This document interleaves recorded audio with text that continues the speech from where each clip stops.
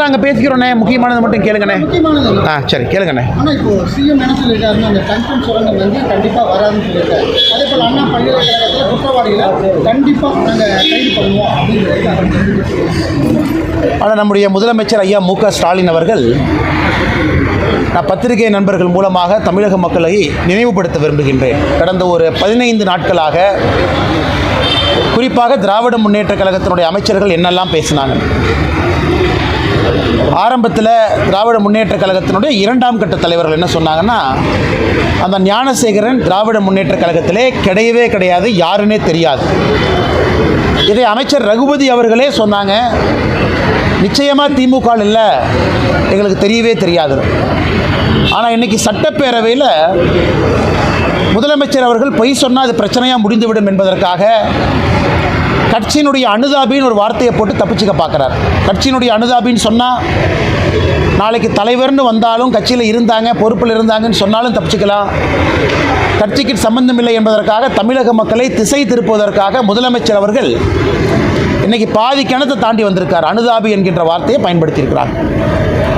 அதோடு நான் நிற்க போதில்லைங்கண்ணா, ஒரு வழக்கும் பாருங்கள், மாநில அரசு எப்படியெல்லாம் பொய் சொல்லி மாட்டிக்கிறாங்கண்ணா. அண்ணா நகர் வழக்கு, அந்த சகோதரி மீது பாலியல் வன்கொடுமை, சுப்ரீம் கோர்ட்டில் ஸ்பெஷல் எஸ்ஐடி போடுறாங்க.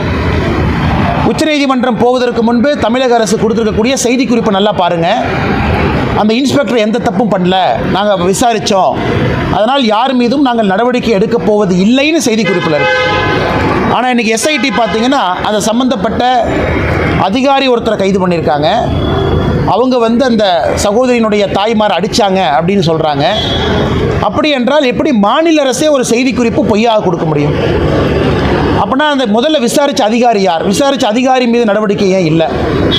அதனால் முதலமைச்சருடைய இந்த விஷயமும் கூட ஒரு முழு பூசணிக்காயை சோத்தில் மறைக்கிறதுக்கான முழு முயற்சியில் முதலமைச்சர் அவர்கள் இறங்கியிருக்கின்றார். அதனால்தான் திரும்ப திரும்ப நாங்கள் கேட்கின்றோம், சென்னை போலீஸ் கமிஷனர் அவரும் முன்னுக்கு முரணாக பேசுகிறாங்க, சட்டத்துறை அமைச்சர் முன்னுக்கு முரணாக பேசுகிறாங்க, இன்றைக்கி முதலமைச்சர் அவர்களும் முன்னுக்கு முரணாக பேசுகிறாங்க. அதனால் தமிழக மக்கள் இதையெல்லாம் பார்த்து கொண்டிருக்கின்றார்கள், பொறுமையாக இருக்கிறாங்க.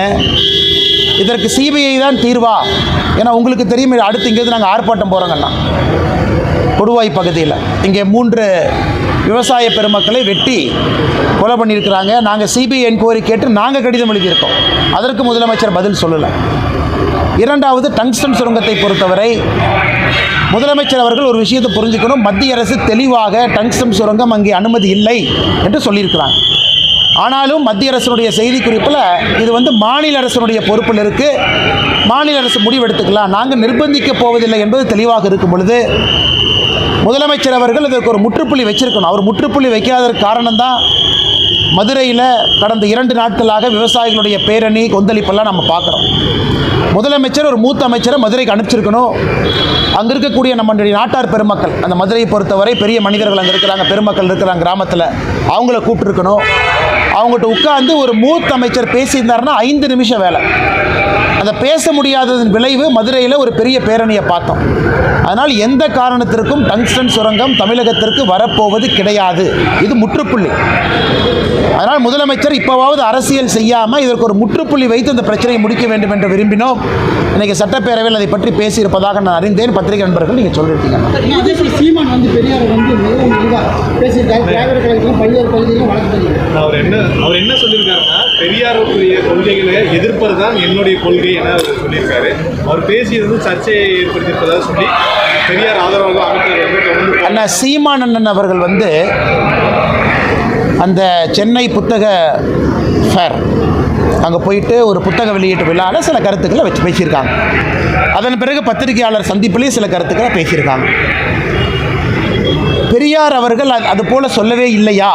இது நான் சாயந்தரம் பேசுகிறேங்கண்ணா. பெரியார் எங்கே சொன்னார், எந்த புத்தகத்தில் சொன்னார், அதற்கான எவிடன்ஸ் எல்லாம் நான் கொடுக்குறேன். சீமானண்ணன் நான் சப்போர்ட் பண்ணி எவிடன்ஸ் நான் கொடுக்குறேன்.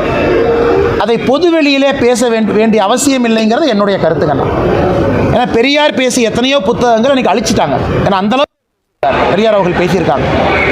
ஆனால் அண்ணன் சீமான் அவர்கள் பெரியார் அவங்க பேசியிருக்காங்கன்னு சொன்னதை எந்த புத்தகத்தில் பெரியார் எழுதியிருக்காங்கிற எவிடன்ஸை நான் கொடுக்குறேன். அதனால் சீமானன் அதை யாராச்சும் போலீஸ்காரங்க வீட்டுக்கு வந்தாங்கன்னா அந்த புத்தகத்தையும் காப்பியும் கொடுத்தா போதும், வேறு எதுவும் வேண்டாம். ஆனால் பொதுவெளியிலே அதை பற்றி நான் பேச விரும்பவில்லை. காரணம், பெண்கள் பார்க்குறாங்க, குழந்தைகள் பார்க்குறாங்க. பெரியார் அவர்கள் ஒரு காலத்தில் பேசினதெல்லாம் இன்றைக்கி நம்ம பேச ஆரம்பித்தோம்னா மக்களுக்கு அருவருப்பு வந்துடும். அதை போன்று சில வார்த்தைகள் அதில் இருக்குது. ஆனால் அண்ணன் சீமான் அவர்கள் சொன்னது சரிதான் அப்படின்னு நான் சொல்ல விரும்பலைங்கன்னா காரணம், ஒரு கருத்தை வச்சிருக்கிறாங்க. அது சீமான் அவர்கள் ஏன் சொன்னாங்கன்னு அவங்க தான் சொல்லணும். அதனால் என்னை பொறுத்தவரை பெரியார் அவர்கள் பேசியிருக்கிறாங்களான்னு நீங்கள் கேட்டிங்கன்னா அது போன்று பேசி இருக்கின்றார், அதற்கான ஆதாரத்தை நான் தர தயார் என்பதை பத்திரிகையாளர் சந்திப்பில் நான் சொல்கிறேன். பட் நான் அந்த கருத்தை பொதுவெளியில் பேச விரும்பல. காலம் கடந்து விட்டது, அரசியல் மாறிவிட்டது, மக்கள் அரசியலை புதிய பார்வையில் பார்க்குறாங்க. பெரியார் அவர்கள் இதற்கு முன்பு பேசியதெல்லாம் பொதுவெளியில் எடுத்து பேச ஆரம்பித்தோம்னா ரொம்ப தவறாக போயிருக்கணும். உடையாம்பாளையத்தில் நேற்று நவி ஆபிதான் சொல்லி ஒரு பிரியாணி கடை வச்சிருக்கிறாங்க. அதில் வந்து பிஜேபி ஓபிசி அணியை சேர்ந்த சுப்பிரமணியங்கிறவர் வந்து அவர் வந்து கடையை வைக்கக்கூடாது, பிரியாணி விற்கக்கூடாது அப்படின்றாரு. ஊர் கட்டுப்பாடு அப்படின்னு சொல்லியிருக்காங்க. அவங்க வந்து மாநகர காவல் ஆணையர் அலுவலகத்தில் இன்றைக்கி புகார் கொடுத்துருக்காங்க. இதை பற்றி உங்களுக்கு பாதுகாப்பு வேண்டும், அந்த ஊரில் ஜாதி பிரச்சனை அதிகமாக இருக்குது, வீடியோக்கள் வந்து சமூக பார்த்தங்கன்னா நம்முடைய தலைவர்கள் கூட இருக்கிறாங்க. மாவட்ட தலைவர் அண்ணன் இருக்கிறாங்க, முன்னாள் மாவட்ட தலைவர் இருக்கிறாங்க, மூத்த தலைவர்கள் அண்ணன் இருக்கிறாங்க, விவசாய தலைவர்கள்லாம் இருக்கிறாங்க. அவங்களாம் காலையில் என்ன சொன்னாங்கன்னா, அதாவது இந்த சகோதரர் என்ன சொன்னார்னா, இங்கே வந்து மாமிசக்கடை வேண்டாம், கோவிலுக்கு பக்கத்தில் இருக்குது அப்படின்னு அவர் சொன்னார். அப்போ அந்த மாமிசக்கடை நடத்தக்கூடிய சகோதரர் அந்த தள்ளுவண்டியில் ஒரு போர்டில் பீஃப் பிரியாணி அப்படிங்கிற போர்டு தொங்குது.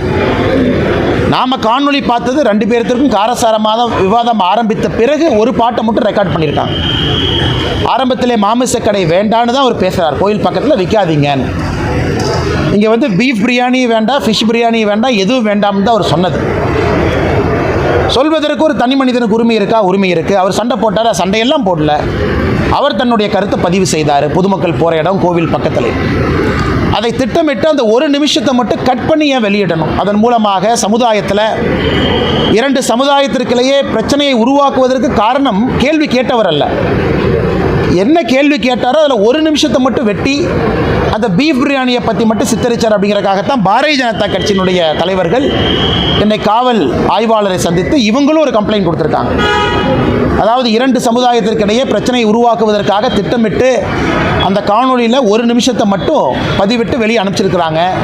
அவர்கள் மீது நடவடிக்கை எடுக்க வேண்டும் என்று. ஆனால் இவர் பொதுவாக சொன்னது கோவில் பக்கத்தில் மாமிசக்கடை வேண்டாம் என்று சொன்னார். அதுதான் பாரதிய ஜனதா கட்சியினுடைய தொண்டர் செய்தி.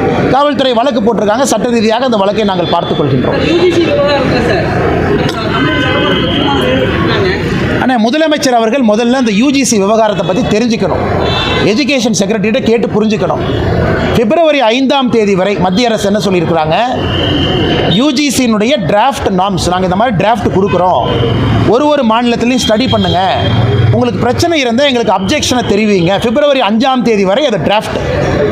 2வது யூஜிசியில் வேறு என்ன சொல்லியிருக்காங்கன்னா, குறிப்பாக நேஷனல் எலிஜிபிலிட்டி டெஸ்ட் நெட்டு வேண்டாம், கோயம்புத்தூரில் இருக்கக்கூடிய எல்லா பேராசிரியர்களும் கேட்டாங்க இத்தனை நாளாக, அதை மத்திய அரசு நிறைவேற்றி இருக்கின்றோம்.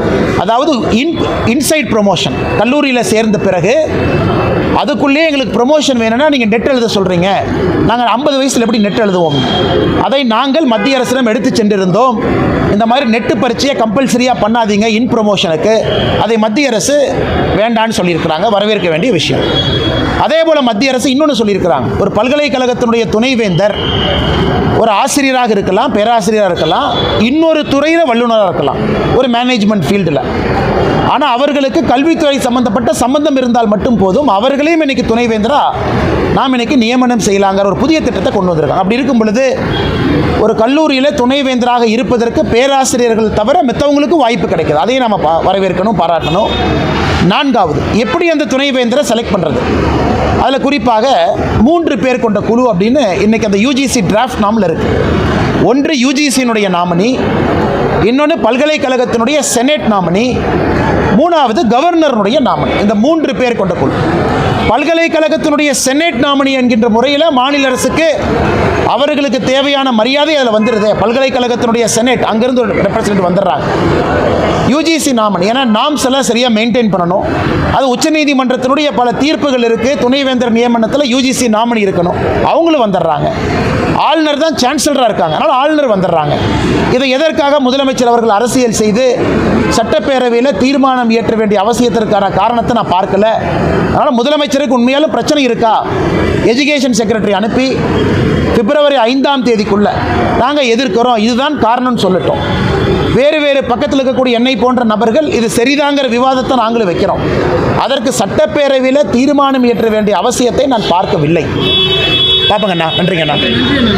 துல்லியமாக தினசரி நடப்பு நிகழ்வுகளையும் கல்வி, விளையாட்டு, அரசியல், வாழ்க்கை முறை, மருத்துவம், தொழில்துறை, சினிமா, பொழுதுபோக்கு போன்ற பல்வேறு நிகழ்ச்சிகளையும் உடனுக்குடன் காண கேப்டன் டிவி மற்றும் கேப்டன் நியூஸ் சமூக வலைத்தள பக்கங்களோடு இணைந்திருங்கள். உங்கள் வணிகத்தை கேப்டன் டிவி மற்றும் கேப்டன் நியூஸில் விளம்பரத்தின் மூலம் மேம்படுத்த விருப்பமா? உடனே கீழே கொடுக்கப்படும் எண்ணிற்கு தொடர்பு கொள்ளுங்கள்.